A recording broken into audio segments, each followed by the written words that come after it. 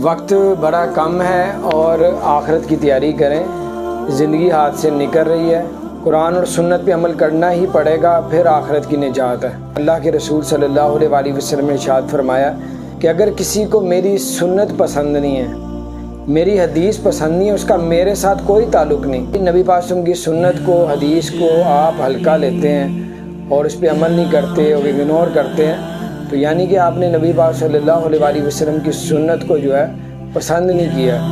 और अल्लाह के रसूल ने फरमाया मेरा उसके साथ कोई ताल्लुक़ नहीं। अगर क़यामत के दिन अगर नबी पाक सल्लल्लाहु अलैहि वसल्लम की शफ़ाअत नहीं करें तो उसका क्या हाल होगा, कब्र में क्या होगा, कैसे पहचानेगा जब कब्र में नबी पाक सल्लल्लाहु अलैहि वसल्लम की ज़ियारत होगी। हज़रत अली रज़ियल्लाहु तआला अन्हु फरमाते हैं कि सारी दुनिया सो रही है, मरेंगे तब जागेंगे।